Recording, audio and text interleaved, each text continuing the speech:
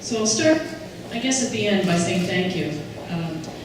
Thank you to Jeff and the other judges for placing me in this group of outstanding women. I'm honored to be amongst you all, and I think the only thing I have going for me is perhaps I'm the tallest.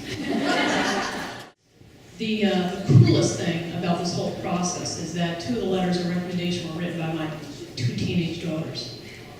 So reading those letters trumps everything. Anyone who's had the joy of parenthood knows that it's sort of an unending opportunity and humility. You never really know if what you're doing is sinking in and being heard over the headphones and the texting.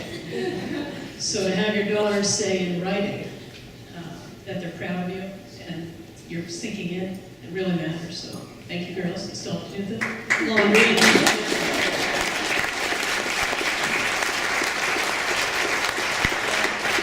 Standing here and I'm feeling incredibly lucky. I've heard that word a lot tonight, and I thought I'd explain why since you all have some time on the microphone. Have you ever known anyone who worked really hard for a really long time to achieve something? And then when they got there, they weren't happy? You know, I think we all know people like that. I think sometimes you work so hard at achieving, at working towards something, you forget the first step is figuring out what you want.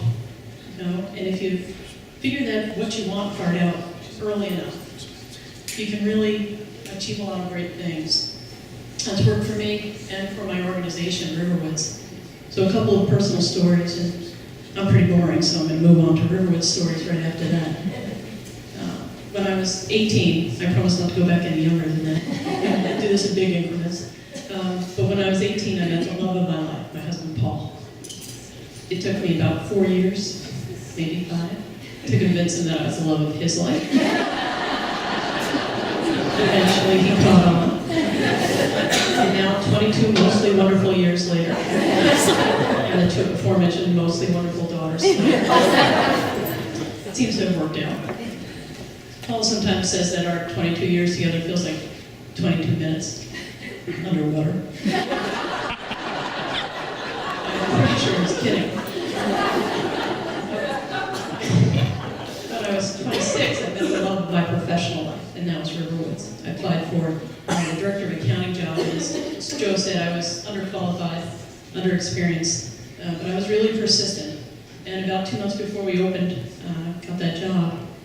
And that seems to have worked out well also, standing here 19 years later as the CEO.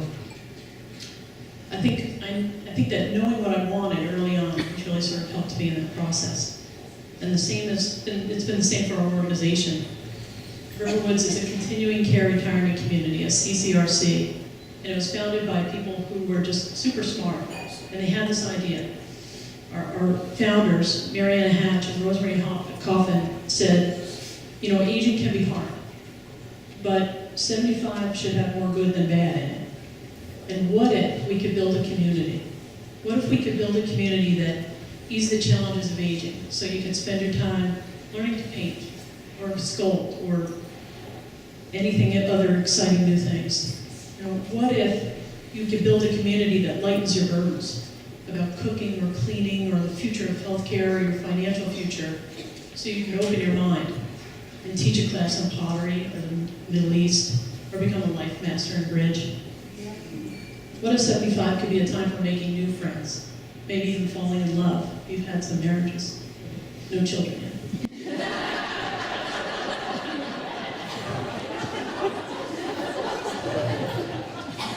Your mind's open. What if 75 could be a funky new chapter in a new book, instead of feeling like an older chapter, later chapter in an older book?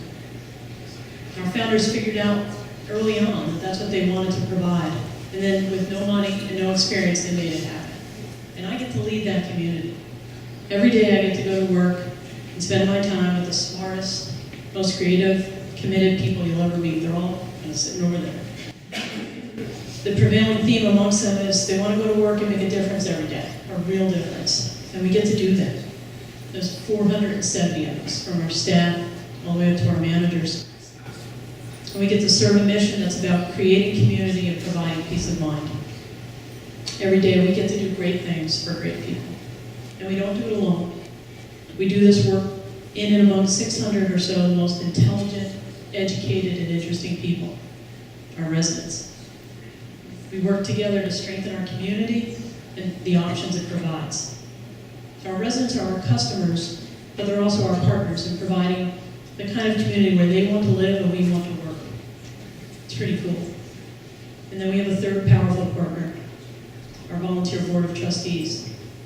A dozen or so of the best minds in business from our region and our state.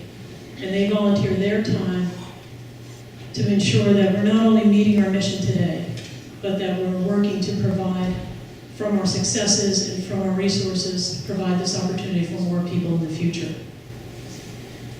So that's 600 residents, about 500 staff people, and a dozen board members. Have you ever led a group of 1,100 people all working toward the same goal? It's pretty powerful. And it's really cool. It's definitely not hard to be me. So I do have the teenagers, so. But you get the idea. My team of compatriots could make any schmo look outstanding, and I am living proof. So I'm truly honored to receive this award. I'm humbled, and this side of the room again knows that humility is not really my strong suit. The word outstanding will come out in the following weeks and months and years. But I know, even if you don't, that what I am is lucky, and what's outstanding is our community. So I'll leave you with this one thought. If you're retired, or you know someone who's coming into their 70s or 80s, tell them they owe it to themselves to understand the concept of a CCRC. I happen to know a great one in Exeter. But truly, if you had the opportunity to have your next 20 years be a really exciting book, wouldn't you want to read it? You should. It would be outstanding.